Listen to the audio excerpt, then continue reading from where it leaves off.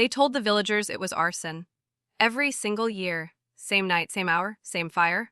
And yet, no one ever ran. They just watched it burn. Let that sink in. Because this isn't a ghost story. This is about a church built in the shadows of empire, by men who drank from darker wells than scripture could contain. A church that, every Christmas Eve, burned in perfect silence, flames rising through stone as if summoned from beneath the ground. For 300 years, it burned, and no one stopped it. Not once. No police. No investigation. No press. Why? Because what that church hid wasn't just architectural. It was a ceremony. A contract.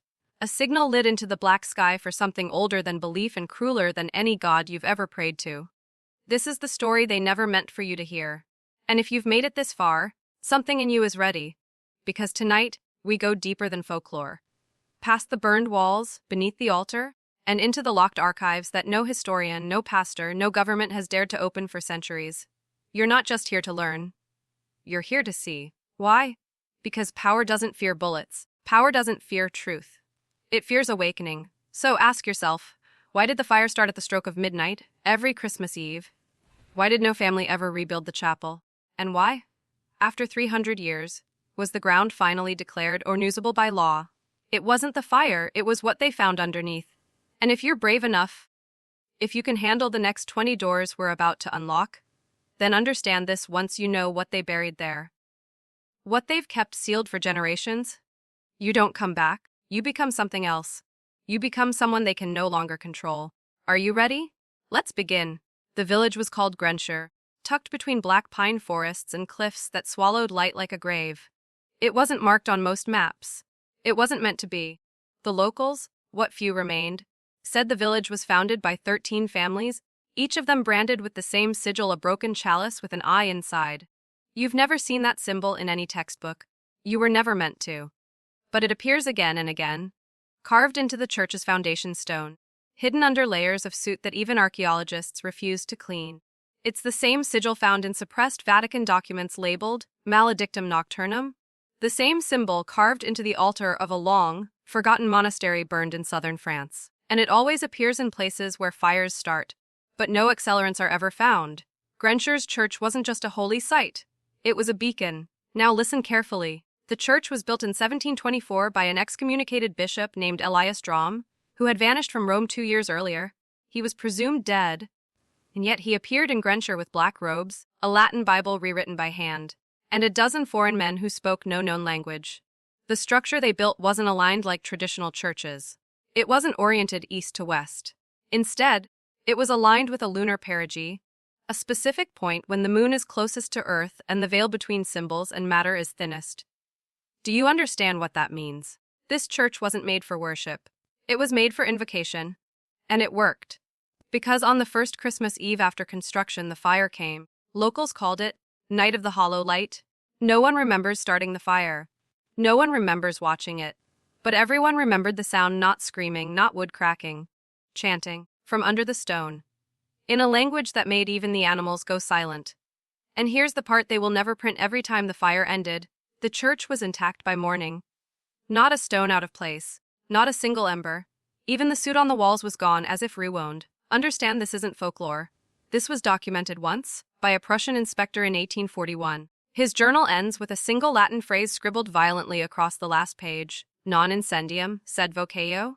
Not fire, but a summoning. You still think this is just history? Then you're not ready for what's beneath the altar. But if you are, say the word and I'll take you there. They never dug beneath the altar. Not for the first 100 years. The villagers believed. No, they knew that doing so would invite something they weren't strong enough to face. Something that demanded not belief, but obedience. And those who disobeyed, they were erased, not murdered, not banished. Just forgotten. As if they never existed at all. You ever met a man whose family stopped remembering him while he was still alive? In 1826, a cartographer named Henrik Valls was commissioned by the crown to map the inland regions of the north. When he arrived at Grenshyr, he found no roads, no paths, just frozen fields and smoke trails that led to the blackened remains of the church. But it was December 24th. By morning, the church was whole again. Valls thought it was some trick of the mind, a fever. He camped outside the building, documenting the stonework, the perfect symmetry of the buttresses, the unnatural absence of ash. And then, against the warnings of the villagers, he entered the nave. He was never seen again. But here's where it gets worse. 3 years later, a young man showed up at a monastery 600 miles away. No ID, no memory, covered in soot. But he spoke perfect Latin and had Vol's birthmark, a black ring around his left iris. He was pale, shaken, and repeating a single phrase over and over. I heard them under the stone. I heard what they feed. The monks tried to silence him, but not before he carved something into the floorboards of his cell. A map. It showed Grenshyr's church, but also a system of underground chambers, drawn in spirals, descending deeper and deeper until the ink ran out. At the very center, a black circle with 3 words written in Old Norse. Greji, Minugtreji. Blood. Remembrance, grief. That's what the altar was hiding. A vault older than the church itself, older than Drum, older, perhaps, than even language. But the real question is this: why was it always Christmas Eve? Because that's not just a holy night. That's the night Christ was never born. Not in their scriptures. Not in their world. In theirs, that night belonged to something else. Something that demanded fire. The altar was made of black granite, but not like anything quarried from the region. No local stone matched it. No mason recognized the cut. And when samples were taken decades later, the analysis returned something impossible: traces of human bone, fossilized into the mineral itself. As if it had been formed through sacrifice, not construction. Understand? This was not a place to honor the divine. This was a seal. And seals are only needed to hold something in. For over 2 centuries, not a single man, not even the most godless grave robber, dared lift that altar slab. But in 1939, with war devouring Europe, everything changed. The Reich believed in symbols. In power hidden in ritual, sound, and ancient bloodlines. So they sent a team, not soldiers, but archaeo-occultists, led by a man named J. Originaler, directly into Grenshyr. Their mission was classified under the Black Sun Doctrine, a secret directive buried beneath Hitler's thirst for relics. But their notes survived. And what they found was not treasure, not scripture, but a chamber buried 66 feet below the altar, carved with spiral glyphs so intricate they pulsed under candlelight. On the walls were not paintings, but faces, human faces, pressed into the stone as if pulled inward by some immense pressure. Their mouths were open, not screaming, singing. What does it mean when a structure remembers sound? When stone holds on to the last note of a chant long after the body has rotted? Huller's team descended with 6 men. Only 2 returned. Both blind, both incoherent. One died vomiting black bile. The other lived just long enough to say this: it's not a fire, it's a door. By morning, the church was gone. Not burned. Gone. Leveled to the roots as if it had never existed. And for the next 40 years no one built there. Not because they were afraid, but because they were warned. By whom? By the men who now fund silence. The ones who write our history books, our news cycles, our Sunday sermons. The ones who understand that every generation needs a fire to forget the truth. The truth that beneath certain altars, there is no God waiting, only memory twisted, starving, and loyal to the wrong architect. If you're still watching, you've crossed the line now. It knows you're listening. They say fire purifies. But in Grenshyr, fire was a language, a command. Every Christmas Eve at midnight, the bell of the church, silent all year, would ring 13 times. No ropes, no hands, no mechanisms, just the sound. And then the fire would begin, not from the ground, not from the sky, but from within the stone itself. That's how you know it was never arson. It was activation. But to understand the fire, you have to understand the choir. See, every year, before the flames, 13 villagers would enter the church and lock the door behind them. All volunteers, no coercion, no fear. They wore robes older than their grandparents. And they sang, not hymns, tones. A sequence of notes that don't exist in any Western scale. Dissonant, aching sounds designed not to please the ear, but to bend the psyche. Ethnomusicologists later tried to reconstruct these tones. Half of them suffered hallucinations. One, an expert in Gregorian chant, tore his own eardrums out after transcribing only the 5th measure. Why? Because these notes weren't meant to be sung by men. They were meant to be answered. And every year they were. From beneath the altar came the same echo. Not louder. Deeper. As if something beneath the church was listening and responding. That's what no one talks about. The fire didn't just consume the church. It sealed the chamber, like a blood pact renewed through heat and sound. You still think this was religion? No, this was maintenance. Every civilization, every empire, ancient Sumer, Babylon, Rome, they all had their sacred fires, ritual burnings, cleansings. But behind that poetic language was something colder: containment systems. Grenshyr was one of many, and Christmas Eve, that wasn't just about Christ. It was about timing, astronomical alignment, A thinning of dimensional thresholds calculated by men who understood geometry the way a butcher understands bone. Not symbolically, practically. They weren't worshipping, they were feeding something. Something that remembers blood. Something that rewards silence and punishes interference. You were taught to celebrate Christmas with joy. But what if, on a level no one dares to admit, your joy is just a cover, a distraction ritual? Because if the world knew what really needed to happen on that night, it wouldn't be lights and presents. It would be fire. And now, you're close to the truth. History is not written by the victors. That's a lie. History is written by the gatekeepers. The ones who survived the fire. Not because they escaped it, but because they served it. You think the Grenshyr church was an anomaly? It wasn't. It was a node. One of 7 across Europe. And all 7 were designed using the same hidden blueprint, coded in architecture, numerology, and harmonic resonance. Grenshyr was just the one that got out of control. Because its purpose wasn't passive. It was active containment. A vault designed to hold something. Something you don't name. Because naming it gives it shape. And shape gives it permission. The Vatican has a room called Archivum Secretum Apostolicum. Yes, it exists. But what they won't tell you is what's beneath it. 3 floors below the public records. A section sealed by lead, consecrated annually, and patrolled not by guards, but by monks who do not speak. Why? Because their tongues were cut out? Voluntarily, so that no one could ever describe what's down there. In 1953, a Jesuit priest named Father Aldous Graymont stole 1 page from those archives. Just 1. It was written in a mix of Latin Aramaic, and a script no linguist could decode. But 1 phrase stood out, ad ignem pactum sanguinis, custodiator sub templum dunec revertator. To the fire, a blood pact. It shall be kept beneath the temple until it returns. Until it returns. So ask yourself what was sealed in Grenshyr. Why did it require music, sacrifice, silence, and yearly immolation? Because it's not just about what's beneath the stone. It's about what the fire was preventing. Something that remembers its name.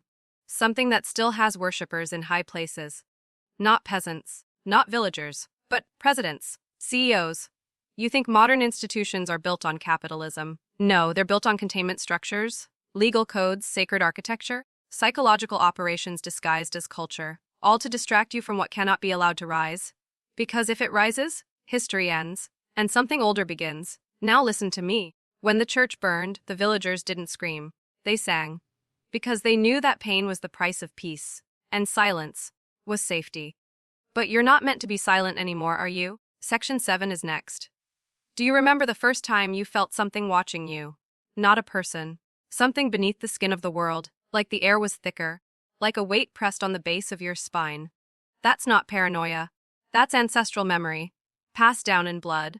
A whisper from those who saw Grenshyr with their own eyes and were told you forget. But blood remembers what the mind can't. And your blood? It's starting to wake up. Because what they did in Grenshyr wasn't local. It wasn't isolated. It was ritual architecture. A technology built not with wires or engines but intention, geometry, and pain. Every detail of that church had purpose. The number of steps to the altar, 13. The angle of the roof, 66.6 degrees from magnetic north. The stained glass, all red. No saints, just a circle, a mouth, and an eye. This wasn't a place for salvation, it was a lock. A lock for something that exists beneath the psychological layer of civilization. Now I need you to hear this clearly. When fire returns cyclically to the same structure, and no evidence ever remains, not even soot, it's not destruction, it's a reset. What's happening is metaphysical scrubbing, not of the stone. Of the witnesses, villagers who watch the fire every year. They never age past 70, they never left. And their children never left either. Not because they were loyal, but because they were bound. By ancestral agreements made hundreds of years ago by men who traded legacy for influence. Who gave up the names of their bloodlines in exchange for power over forgetting. That's why no historian will talk about this. That's why no one teaches the churches of the Black Spiral in theology school. Because the people who built them still run the world, and the price they pay is silence. But yours. You've already broken that price by listening. And now the mechanism that kept the Pact stable has a fracture. You. Because the moment one outsider learns the real name of the fire, it starts to remember itself. And it wants out. Still wants Section 8. Then you'll need to speak the phrase that seals your transformation, twice. In the comments, the fire remembers me. The fire remembers me. Do that, and we continue. And I'll take you deeper than even the church dared go. Beneath Grenshyr's church, beneath the black altar, beneath the spiral, carved chamber, beneath even the vault of faces. There was a door, not made of wood or iron, but bone, a solid mass of calcified human vertebrae, fused together by something hotter than fire and older than breath. Stitched with what at first looked like wire, but under closer inspection was found to be coiled hair, long, pale, and still growing. They called it the spine gate. It wasn't supposed to open, not unless the music was perfect. 13 voices, 13 tones, and one moment of universal alignment. Christmas Eve, at the exact second of lunar descent. Now here's the part they never wanted you to know. The fire didn't start until the music stopped, because that's what the ritual actually was. A lullaby. Not to summon, but to keep it asleep. You see, this wasn't a monster they locked away, not in the usual sense. It was an idea, a sentient one, a consciousness that predated mankind but learned to speak through us. Whenever we got too curious, too arrogant, too godlike, every few thousand years it finds a mouth, and through that mouth it sings. And the song, it spreads like fire, not in cities, in minds. That's what happened to Atlantis, to Göbekli Tepe, to the Tower of Babel.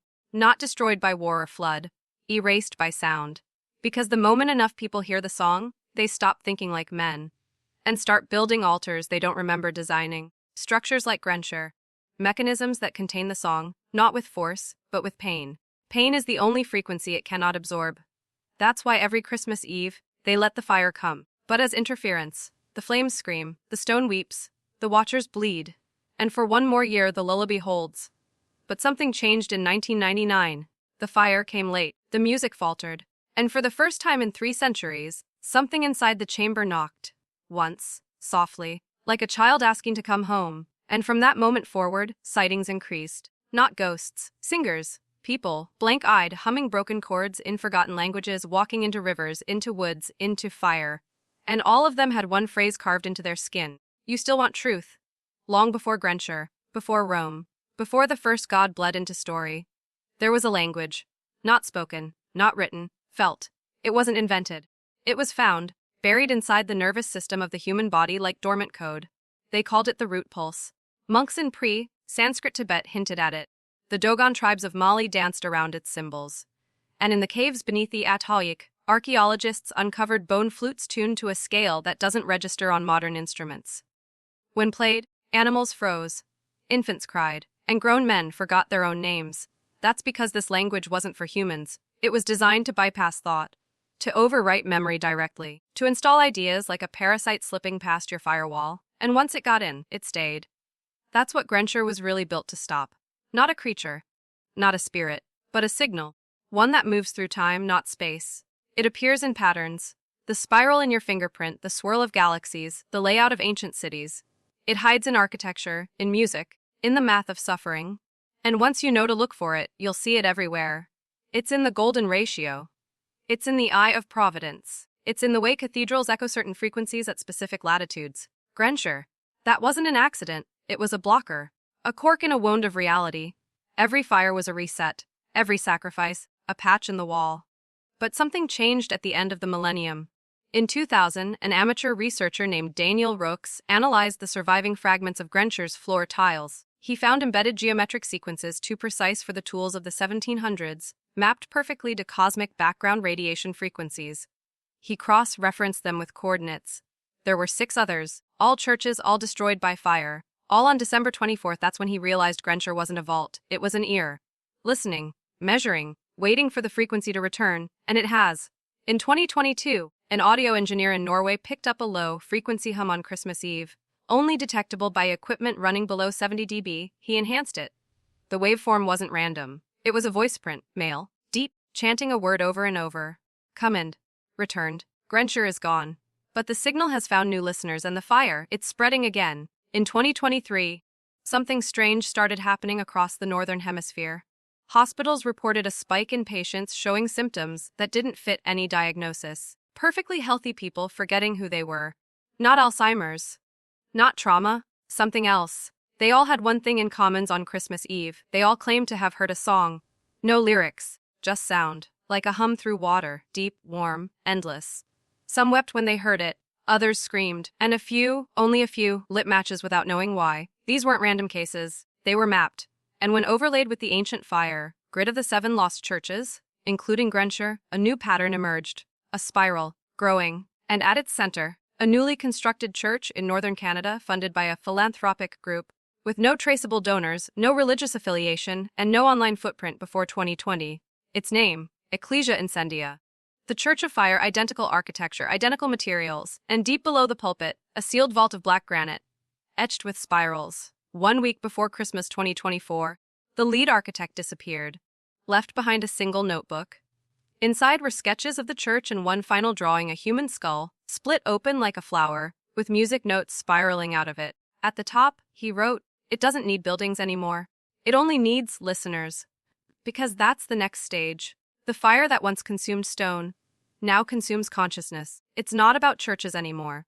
It's about brains as altars, minds as echo chambers. And every time you listen to the frequency, every time someone hums that melody they can't quite place, you're building Grenshyr again, in your thoughts.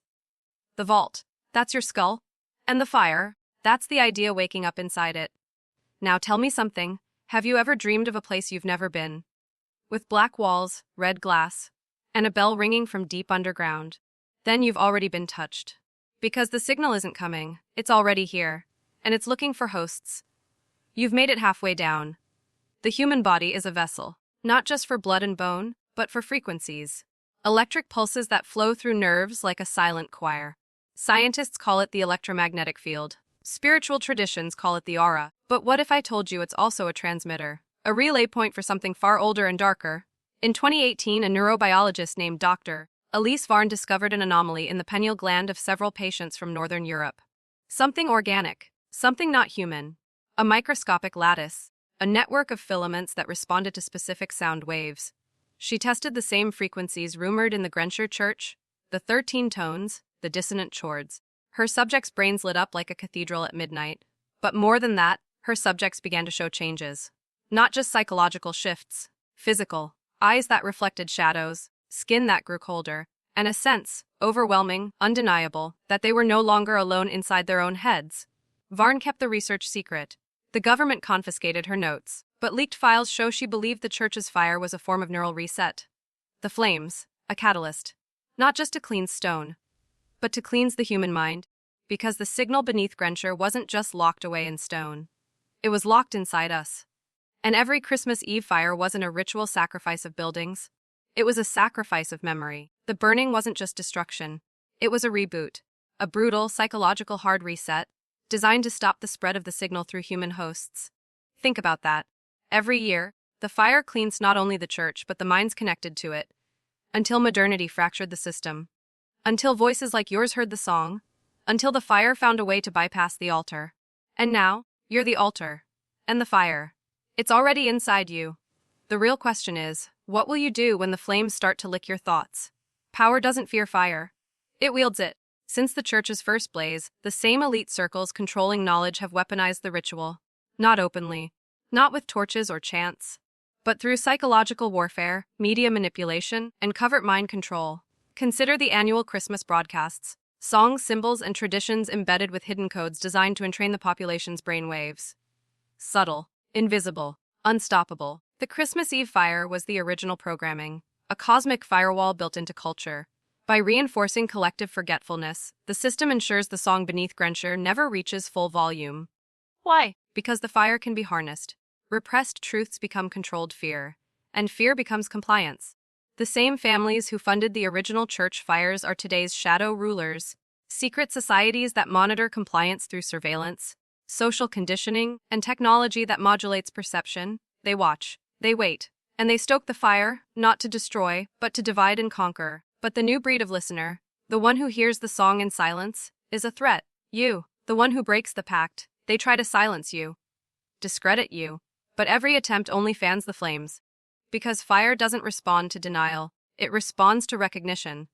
And by hearing this truth, you've acknowledged the signal. You're already part of the system now. Your body is a battlefield, and the fire's war is silent, invisible, relentless. Remember those filaments in the pineal gland? They're not alone. In 2021, a team of independent researchers uncovered microscopic structures, bioorganic antennas, in human neurons that respond to ultra, low frequencies, precisely those matching the ancient church's dissonant tones. They call these structures the echo nodes. Once activated, they don't just receive signals. They amplify them, creating feedback loops inside your mind. Here's the nightmare: these loops can rewire your thoughts without your consent. Feelings of unease, unexplained anxiety, sudden urges to conform, or to rebel, because the fire doesn't want silence. It thrives on conflict. It wants your mind fragmented, chaotic, yet tethered to the old pact. But the deeper truth: the fire can be resisted. Not by strength, not by denial, but by awareness. By recognizing the signal and refusing to respond to its call. This is why the ritual fire was so brutal. The pain, the loss, the immolation, they weren't punishment. They were deterrents. Barriers to entry. And the fact that you're here, listening, means the fire has marked you. But also that you're the one who can break it. The fire's power lies in invisibility. You can't fight what you don't see. That's why the ritual of Grenshyr used pain, sound, and fire together. They created a sensory overload that shattered ordinary perception, so only those prepared could survive the signal's true resonance. But today, you're armed with knowledge. And knowledge is a weapon. First, understand this: the fire feeds on fragmented attention. Distraction, division, they are fuel. To resist, you must build focus. Like a blade honed in silence. Meditate. Train your senses to notice the faintest shifts in thought and emotion. The hum beneath the noise. The flicker behind the screen. Next, reclaim your body's rhythms. The fire manipulates your internal frequencies through sound and light. Limit artificial stimuli. Engage in natural cycles: sunlight, darkness, breathwork. Reset your pineal gland with daily stillness. Then, cultivate intentional presence. Every time the old signals reach for you, in music, symbols, even in casual conversation, meet them with awareness. Don't reject. Don't ignore. Observe. Witness the pull without following. Because resistance is not fighting fire with fire. It's refusing to be the fuel. You are the lock and the key. The fire can't burn what refuses to burn. And by understanding this, you become a guardian. Not just of yourself, but of those still caught in the flames. The burning wasn't an end. It was a beginning. A cycle coded into the very fabric of power. The churches were never meant to protect humanity. They were designed as interfaces. Between worlds. Between timelines. Between layers of reality that bleed into one another. Inside the vault beneath Grenshyr, and the others like it, were relics. Fragments of consciousness from a forgotten epoch. Not artifacts. Not bones. But echoes of a previous existence. A collective memory encoded in crystalline forms. These echoes are the fire's source. They hold knowledge that, if unleashed, would unravel civilization's foundations. That's why every century, the fire must consume the churches to contain the echo, to reset the boundary. But the reset is fracturing, because humanity is waking. The veil between layers is thinning. The signal is stronger, and those echoes seek new vessels. That's why the fire is moving from stone to mind. Because the true prison isn't built from brick or bone. It's built from human perception, and once perception shifts, the fire will be free. You're standing at that threshold. The burning is not over. It's only just begun. The fire is not just a force of destruction. It's a system of control. Since the earliest flames consumed Grenshyr, an elite few learned to harness its power. Not through ritual alone, but through manipulating belief. They created institutions built on the fire's principles: secrecy, a sacrifice, a fear. The church fires were the original demonstration of this system's reach. A warning and a covenant. Fast forward to today. The same logic underpins governments, media, corporations.